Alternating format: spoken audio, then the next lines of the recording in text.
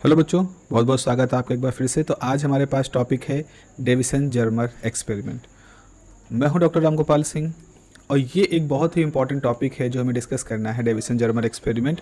क्योंकि आपने इससे पहले एक टॉपिक पढ़ा है डी ब्रॉगली हाइपोथेसिस। इससे पहले आपने एक टॉपिक पढ़ा है डी ब्रॉगली हाइपोथेसिस। उसमें आपने ये पढ़ा था कि डी ब्रॉगली साहब ने सजेस्ट किया था कि आप जिसे एक पार्टिकल कहते हैं, ये पार्टिकल जैसे ही मूव करना शुरू कर देता है, द मोमेंट द एक क्षण जिसके अंदर, जैसे इसके अंदर एक मोशन होता है तो इसका मास हमारे पास है, इसको वेलोसिटी आती है, तो इसके साथ क्या आ जाता है, इसके साथ एक मोमेंट जुड़ जाता है। तो डी ब्रॉगली कहते हैं कि जैसे ही ये पार्टिकल मूव करना शुरू करता देता है, ये पार्टिकल एक वेव पैकेट के रूप में कन्वर्ट हो जाता है। तो यानी कि आप कह सकते हो कि जिसको कि हम मूल रूप से पार्टिकल कह रहे हैं, वो पार्टिकल किस में कन्वर्ट हो जाती है, वेव नेचर में। ये अपने आप का एक बहुत ही क्रांतिकारी आइडिया था और एक छोटी सी कम्युनिटी थी उन लोगों की। इसमें हाइजेनबर्ग थे, श्रोडिंगर थे, आपके बोहर थे, इस तरह का आइंस्टीन, ऑफ कोर्स, ये सब लोग थे। और ये सब इस तरह की फ़िलासफ़िकल चीज़ों को एक दूसरे को सपोर्ट कर रहे थे, डेवलप कर रहे थे। Almost rest of the world जो फिजिस्ट लोगों का था, फिजिसिस्टों का था, वो शायद इनसे थोड़ा अछूता था। तमाम तरह के एक्सपेरिमेंटलिस्ट भी उसमें काम कर रहे थे। तो अब से अगर फिलॉसफी के नज़रिए से देखा जाए तो ये बात तो सही थी। डी ब्रॉगली ने इस कॉन्सेप्ट को डेवलप जब किया था तो उन्होंने कहा था कि नेचर लव सिमेट्री। तो जहाँ आइंस्टीन एक बार कहे थे कि लाइट के पास डुअल बिहेवियर होता है, आइंस्टीन ने डुअल बिहेवियर किसके साथ प्रपोज किया था, लाइट के साथ। तो डी ब्रॉगली कहते हैं कि मैटर के साथ भी डुअल बिहेवियर होना चाहिए। तो जिसको हम मूल रूप से पार्टिकल मानते हैं उसके पास भी एक वेव नेचर होना चाहिए। इट वॉज अ प्रपोजिशन था, आई थिंक 1924 की बात है, मे बी थोड़ा सा एक दो साल आगे पीछे हो सकता हूँ मैं, जब डी ब्रॉगली ने अपनी थीसिस में ये बात कही थी। अच्छा, बात तो हो गई, हाइपोथेसिस है, मतलब एक तरह की परिकल्पना है, और इसका एक्सपेरिमेंटल प्रूफ कैसे आए। बहुत ही सरप्राइजिंग तरीके से इसका जो एक्सपेरिमेंटल प्रूफ था वो हमारे सामने डेविसन जर्मर एक्सपेरिमेंट के रूप में आया। Little bit history is very interesting about this experiment, so let me just brief you. Davisson जो साहब थे वो बेल लैब में काम कर रहे थे और उनकी एक महत्वाकांक्षा थी कि उन्होंने इलेक्ट्रॉन बीम को डेवलप करना सीख लिया था कि कैसे इलेक्ट्रॉन को एक एनर्जेटिक बीम के रूप में कन्वर्ट कर सकते हैं। और इलेक्ट्रॉन को जब बीम के रूप में कन्वर्ट कर लिया गया तो उन्होंने एक वैक्यूम ट्यूब वगैरह पे भी महारत हासिल कर ली, कैसे ट्यूब के अंदर इस इलेक्ट्रॉन बीम को जनरेट कर सकते हैं। तो उन्होंने कहा कि उन्होंने सोचा डेविसन साहब ने कि जैसे बहुत साल पहले उनके समय में रदरफोर्ड एक बड़े आदमी थे, तो रदरफोर्ड ने एक गोल्ड फॉइल एक्सपेरिमेंट किया था। आप लोगों ने जरूर पढ़ा होगा गोल्ड फॉइल एक्सपेरिमेंट। जहाँ रदरफोर्ड साहब ने क्या किया था, उन्होंने एटम के न्यूक्लियस की डिस्कवरी की थी और उन्होंने रेडियो एक्टिव पार्टिकल से जो अल्फा पार्टिकल थे उनकी बम्बार्डमेंट कराई थी एटम के ऊपर। और एटम से उन्होंने फिर ये अंदाज़ा लगाया था उस एक्सपेरिमेंट से कि किस तरह से न्यूक्लियस एक सेंट्रल हिस्सा होता है एटम का, उसकी चारों तरफ खाली है, और ये सब चीज़ें पता लगाई थी।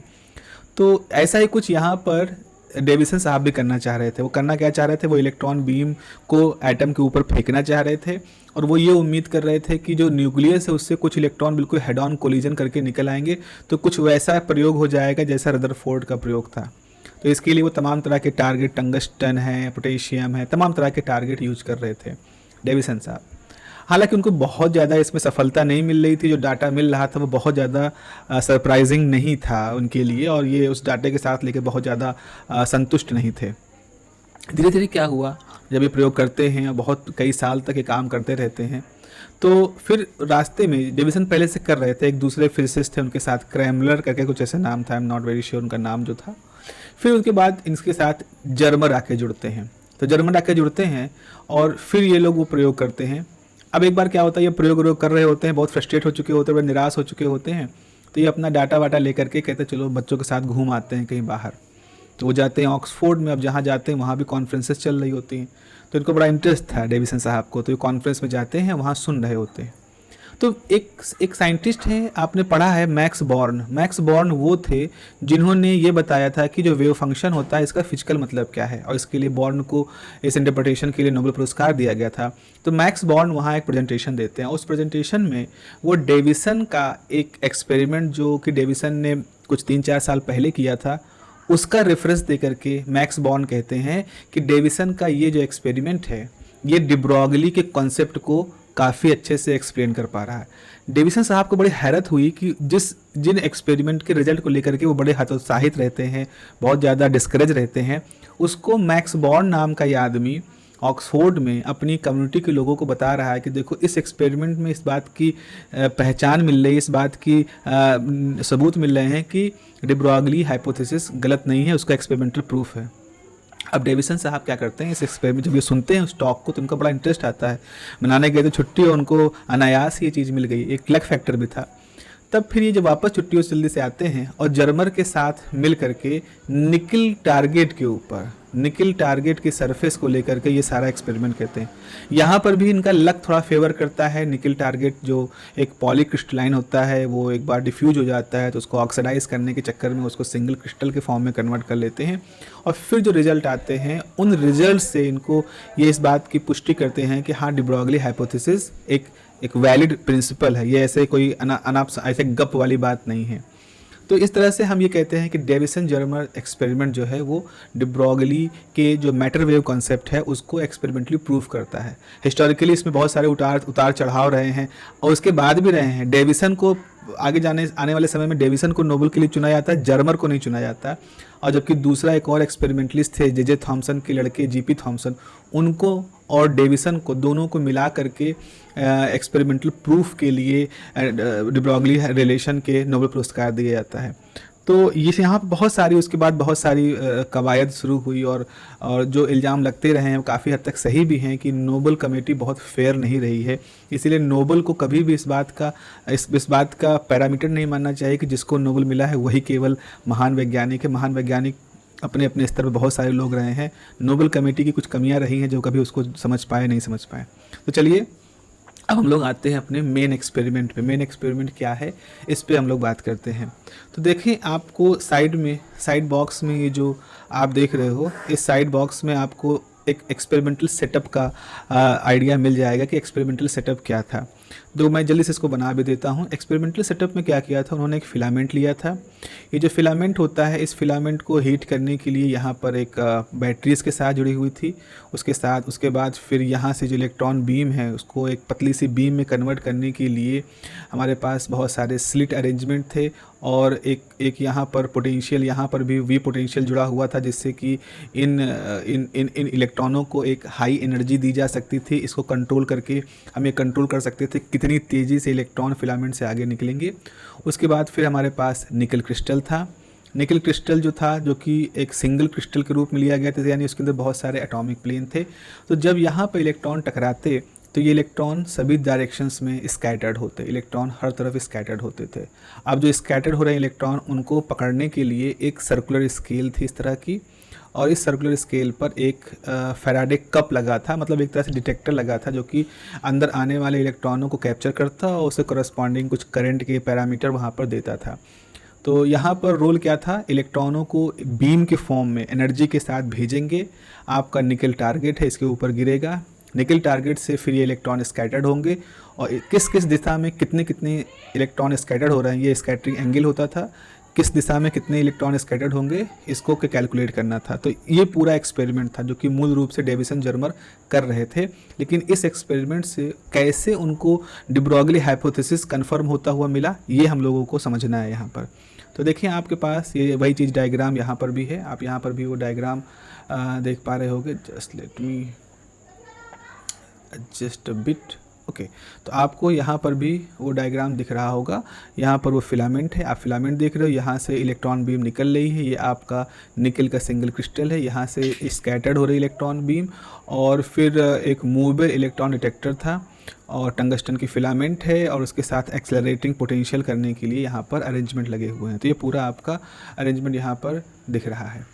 ओके, अब जरा समझें हुआ क्या जब ये सारा एक्सपेरिमेंट हो रहा था। इसके जो राइटअप है इसमें आप मतलब आप कहोगे सर एग्ज़ाम में मैं कैसे लिखूंगा, तो एग्ज़ाम में आपको कैसे लिखना है वो सारा इसके साथ जो नोट्स है उस नोट्स में आपको मिल जाएगा, तो आप वहाँ से उसको देख सकते हैं। जस्ट ओके, चलिए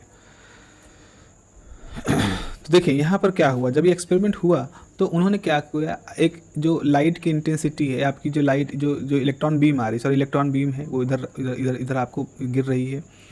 और फिर उन्होंने ये एक हॉरिजॉन्टल लाइन है और इस तरह का ग्राफ पाते हैं। ये एक तरह से समझ लो करंट की वैल्यू को शो कर रहा है, ये आपका ग्राफ है। और वो देखते हैं कि स्कैटरिंग एंगल से कोई एंगल थीटा है जहाँ पर इस तरह से एक उभार दिख रहा है। आप देख रहे हो ना, यहाँ एक उभार दिख रहा है। ये इन्होंने किया 44 मतलब 40 वोल्ट पर मान लो। फिर उन्होंने एक एक्सपेरिमेंट वही किया, अगेन एक्सपेरिमेंट किया। अब की बार क्या किया, अब की बार उन्होंने 44 वोल्ट कर दिया। तो 44 वोल्ट किया तो देखा कि थोड़ा सा बम्प ऐसा इस तरह से दिख रहा है। तो ये बम्प उनको दिखाई पड़ा किसी एंगल पर, थीटा पर, इस तरह के। फिर जब वो 54 वोल्ट पे आते हैं, मतलब जब 54 वोल्ट पे एक्सेलरेट कर दिया, यानी कि इलेक्ट्रॉनों को एक्सेलरेट करने के लिए उन्होंने 54 वोल्ट अप्लाई किया। तो जैसे 54 वोल्ट अप्लाई किया, उनका कर्व एकदम से एक बहुत ही शार्प इस तरह का हो गया। तो आप देख रहे थे यहाँ पर एक खास एंगल पर बहुत शार्प, बहुत ही डोमिनेंट पीक दिखाई पड़ा। और ये स्कैटरिंग एंगल कितना था, 50 डिग्री था। 50 डिग्री पे उनको इस तरह का पीक दिखाई दिया।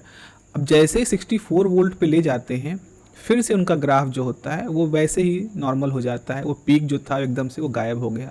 अब सवाल ये था कि आखिर 54 वोल्ट पर ऐसा क्या हुआ, ऐसी कौन सी खास बात आ गई यहाँ पर कि 54 वोल्ट पर जैसे ही आप इलेक्ट्रॉन को एक्सेलरेट करते हो तो अधिक से अधिक इलेक्ट्रॉन, आप मान सकते हो 99% इलेक्ट्रॉन जो हैं वो 50 डिग्री के एंगल पर स्कैटर्ड हो जा रहे हैं। यानी कुछ ऐसा हो रहा था कि आपके पास टारगेट है, टारगेट पे क्या हो रहा है, just let me just change the colour. Target पर क्या हो रहा है, आपके इलेक्ट्रॉन गिर रहे हैं और उसके बाद 99% इलेक्ट्रॉन जो हैं वो चारों तरफ बिखर रहे हैं, लेकिन सिर्फ 50 डिग्री के इस अंतर पे बस। न यहाँ पे इलेक्ट्रॉन मैक्सिमम दिख रहे हैं, न यहाँ इलेक्ट्रॉन मैक्सिमम दिख रहे हैं। सारे के सारे इलेक्ट्रॉन 50 डिग्री पर गाइडेड हो जा रहे हैं। अब सवाल ये था कि ऐसा कैसे हो सकता है, इलेक्ट्रॉनों को तो हर तरफ बिखरना चाहिए। ऐसा कौन सा बल है, ऐसा कौन सा इफेक्ट है जिसकी वजह से सारे के सारे इलेक्ट्रॉन इस 50 डिग्री पर, सारे के सारे मेरे कहने का मतलब है मोस्टली इलेक्ट्रॉन जो है वो 50 डिग्री पर जा रहे हैं। ये बात अगर आप सिर्फ ये सोच के माने कि इलेक्ट्रॉन पार्टिकल होते हैं तो आपको नहीं समझ में आएगा, क्योंकि पार्टिकल को टकरा करके अगर बहुत सारे पार्टिकल फेंके जा रहे हैं तो उनको हर तरफ जाना चाहिए। उनका किसी एक पर्टिकुलर एंगल पर कन्फाइन हो जाना ये समझ से परे है। लेकिन इस तरह कन्फाइनमेंट हम पार्टिकल पर नहीं देखते, लेकिन वेव में देखते हैं। कहाँ देखते हैं वेव में, आपको थोड़ा सा ऑप्टिक्स का एक अंदाज़ा होना चाहिए। ऑप्टिक्स में डिफ्रैक्शन जब पढ़ते हैं तो वहाँ पर एक इंस्ट्रूमेंट पढ़ा जाता है, जिस इंस्ट्रूमेंट का नाम होता है ग्रेटिंग। ये जो ग्रेटिंग होता है ये डिफ्रैक्शन के प्रिंसिपल पे काम करता है। होता क्या है, जब ग्रेटिंग के ऊपर लाइट गिराते हो तो लाइट तो लगातार उस पर गिर रही है, लेकिन ग्रेटिंग क्या करती है, लाइटों को एक पर्टिकुलर एंगल में कन्वर्ट कर देती है, एक तरह से कन्फाइन कर देती है डिफ्रैक्शन की वजह से। तो डिफ्रैक्शन की वजह से ग्रेटिंग से निकलने वाली जो लाइट है वो डिफ्रैक्शन फिनोमिना की वजह से एक खास एंगल के अंदर कन्फाइंड हो जाती है। इसे कहते हैं ऑर्डर। तो ये फर्स्ट ऑर्डर है, ऑर्डर 1 है। ऐसे ही सेंट्रल लाइन के दाईं तरफ भी first order, second order, third order भी इस तरह का बनता है। और लेफ्ट राइट डायरेक्शन में भी first order, second order, third order बनते हैं। तो प्रकार, और इस ऑर्डर के अंदर वायलेट से लेकर रेड तक सब कुछ होता है। इसके बाद यहाँ डार्कनेस होती है, फिर से वायलेट से लेकर रेड तक सब होता है। तो कहने का मतलब ये है कि हमने पार्टिकल में तो ये नहीं देखा कि पार्टिकल जाएं और एक ही दिशा में चले जाएं, लेकिन हमने वेव में ये देखा है, डिफ्रैक्शन, खासतौर पर डिफ्रैक्शन में ये देखा है कि अगर प्रकाश को भेजा जाए तो प्रकाश जो होता है वो डिफ्रैक्ट होने के बाद एक पर्टिकुलर दिशा में कन्फाइन हो जाता है, खास एंगल पर। जैसे यहाँ डिफ्रैक्शन एंगल है तो थीटा डिग्री पर आप देखोगे सारा स्पेक्ट्रम कन्फाइन है। फिर उसके बाद डार्कनेस है, फिर एक अलग एक थीटा 2 एंगल पर सारा स्पेक्ट्रम कन्फाइन है। तो आप जरा समझो, ये हम किसके साथ देखते हैं, ये घटना हमने वेव के साथ देखी है जब वो डिफ्रैक्शन का फिनोमेना फॉलो करता है। और यहाँ पर पार्टिकल का भी एक खास डिग्री में कन्फाइन हो जाना, ऐसा लग रहा है कि पार्टिकल डिफ्रैक्शन को देख रहा है, लेकिन समस्या ये है कि डिफ्रैक्शन घटना सिर्फ वेव के साथ होती है, पार्टिकल के साथ नहीं होती है। तो यहाँ से आप एक लॉजिक पकड़ सकते हैं कि असल में जैसे ही 54 वोल्ट पर इलेक्ट्रॉन चलना शुरू करते हैं तो वो इलेक्ट्रॉन डी ब्रॉगली के हिसाब से अब वो पार्टिकल नहीं रह गए हैं, अब वो इलेक्ट्रॉन वेव में बन गए हैं। और वेव में बनने की वजह से वो डिफ्रैक्ट हो जा रहे हैं और डिफ्रैक्ट होकर के खास ऑर्डर में कन्फाइन हो जा रहे हैं। इसीलिए आपको ये सारा मामला 50 डिग्री के स्कैटरिंग एंगल पर दिख रहा है। अब ये बात शुरू में तो थोड़ा सा लगती है कि हाँ रीजनेबल है, हाँ हो सकती है, लेकिन यहाँ तो ग्रेटिंग इस्तेमाल हो रही थी, तो ग्रेटिंग डिफ्रेक्ट कर दे रही थी, लेकिन यहाँ कौन डिफ्रेक्ट कर रहा है? अगर इलेक्ट्रॉन वेव बन भी गई है तो आखिर ये इलेक्ट्रॉन डिफ्रेक्ट कैसे हो जा रहे हैं? तो उसमें से एक फॉन लाओ थे, एक फॉन लाओ करके एक फिजिसिस्ट थे, जर्मनी के फिजिसिस्ट थे जो कि नोबेल लॉरेट भी थे। फॉन लाओ ने उसी समय लगभग उससे कुछ 8-10 साल पहले कहा था कि जो क्रिस्टल होता है वो एटमों की परतों से मिलके बना होता है। यानी कि क्रिस्टल के अंदर आप ये मान सकते हो बहुत सारी एटम की लेयर होती हैं जो एक के ऊपर एक लगी होती है। जैसे हमारी कॉपी होती है, जैसे आप देखो हमारे पास एक कॉपी बुक है, तो बुक के अंदर बहुत सारे पन्ने हैं, ये सारे पन्ने पैरेलल हैं, पैरेलल ये एक दूसरे के ऊपर रखे हुए, तो मोटे तौर पर आपको एक थिकनेस दिखाई पड़ रही है बुक की, लेकिन असल में इसके अंदर बहुत सारे पैरेलल प्लेन हैं। वैसे भी क्रिस्टल भी होता है। तो फॉन लाओ का सिद्धांत डेविसन को मालूम था, चूँकि वो एक्सपेरिमेंटलिस्ट थे, तो वो जानते थे कि ये जो ये आपका निकल टारगेट है, इस निकल टारगेट के अंदर बहुत सारे एटॉमिक प्लेन हैं, और हमारी इलेक्ट्रॉन बीम जो कि वेव में कन्वर्ट हो चुकी है वो इस क्रिस्टल के अंदर जाती है, इसके प्लेनों से डिफ्रैक्ट होकर के बाहर निकल रही है। ये चीज़ें थ्योरेटिकली तो मालूम थी, लेकिन मैथमेटिकली कैसे प्रूफ की जाएंगी? तो वो मैथमेटिकल जो प्रूफ है उसको हमें यहाँ पर समझना है कि कैसे डेविसन और जर्मर ने एक मैथमेटिकल थ्योरी दी अपने इस एक्सपेरिमेंट की, जिससे वो ये साबित कर पाए कि हाँ डे ब्रॉगली हाइपोथेसिस वैलिड है। डे ब्रॉगली हाइपोथेसिस एक हाइपोथेसिस नहीं है, बल्कि वो एक सिद्धांत है। देखो, अब आप जरा एक बात समझो, आपने एक कॉन्सेप्ट पढ़ा है यहाँ पर। कॉन्सेप्ट ये है कि अगर आपके पास कोई वेवलेंथ आप निकालना, तो एक फार्मूला होता है h/√2m/q_v। ये क्या फार्मूला होता है? ये फार्मूला ये है कि अगर कोई चार्ज पार्टिकल q है जिसका मास m है और वो किसी पोटेंशियल v में रखा हुआ है, तो उसकी एनर्जी कितनी होती है? q time v। और हमने पढ़ा है कि डिब्रॉगली रिलेशन का एक फार्मूला होता है h/2me, ये फार्मूला होता है। तो e की जगह पे आप q भी रखोगे तो ये फार्मूला आ जाएगा। अच्छा, h की वैल्यू आपको मालूम है 6.63 × 10⁻34 joule second, mass of electron 9.1 × 10⁻31, q 1.6 × 10⁻19, ये सब मालूम है। तो जब ये सारी वैल्यू रखोगे तो ये आता है 12.24/√v एंगस्ट्रॉम। ठीक है, यही फार्मूला है, h/m/q की वैल्यू रख करके ये निकल आएगा।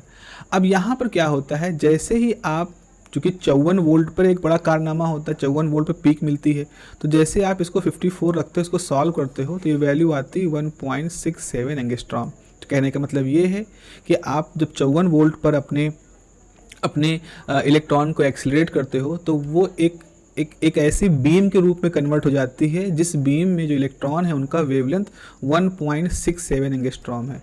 यानी कि 54 वोल्ट पर चलने वाली इलेक्ट्रॉन बीम एक वेव है, एक वेव बीम है, जिस वेव बीम की एनर्जी 1.67 एंगस्ट्रॉम, जैसे एक्सरे की 1 एंगस्ट्रॉम होती है, 2 एंगस्ट्रॉम होती है, उसके बीच की हो सकती है। तो 54 वोल्ट पे आपकी इलेक्ट्रॉन बीम मान सकते हो एक एंगस्ट्रॉम 1.67 एंगस्ट्रॉम की एक वेव है, जैसा कि डे ब्रॉगली ने कहा था। अच्छा ठीक है, उसके बाद फिर ये तो वैल्यू निकल आई। ये वैल्यू क्या कहती है कि अगर हम माने इलेक्ट्रॉन एक वेव है तो वो वेव की वेवलेंथ कितनी होगी, वो निकल आई। फिर अब हमें निकल क्रिस्टल को एज अ ग्रेटिंग की तरह यूज करना था।